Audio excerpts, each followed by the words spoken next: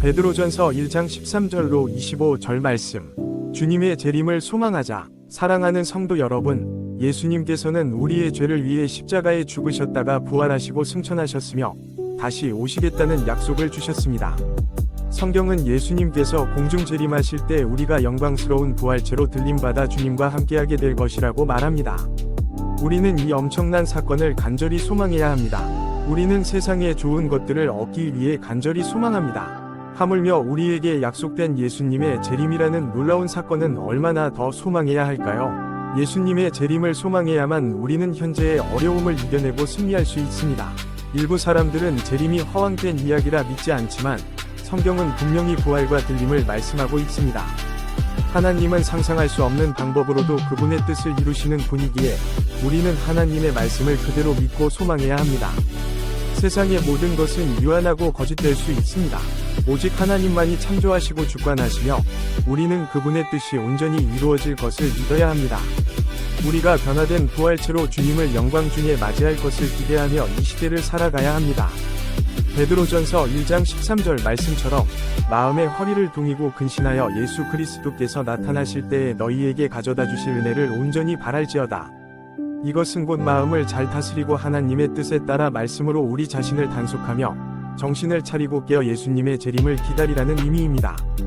구체적으로 우리는 과거 육적인 욕심을 따르던 사욕을 버리고 거룩한 삶을 살아야 합니다. 죄와 구별된 삶, 즉 말과 행동에서 거룩함을 추구해야 합니다.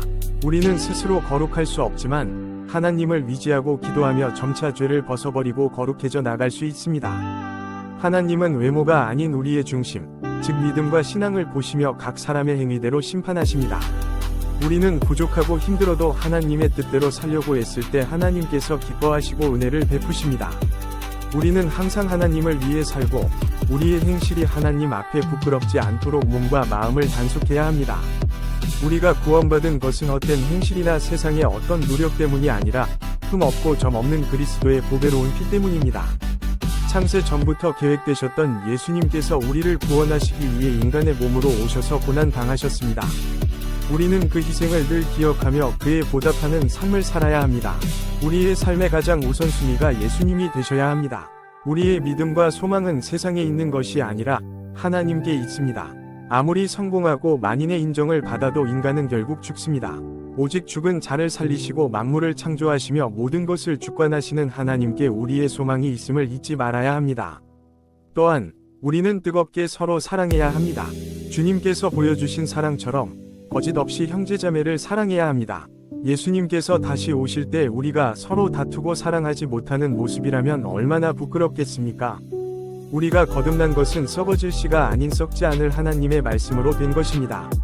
예수님의 사랑은 변치 않으며 우리의 구원은 썩지 않을 구원입니다. 비록 구원을 잃지는 않지만 천국에서는 영광의 차이가 있음을 기억해야 합니다. 모든 육체는 풀과 같고 그 영광은 풀의 꽃과 같으니 곧 시들고 떨어집니다. 우리의 인생도 이와 같이 유한합니다. 오직 주의 말씀만이 세세토록 존재합니다.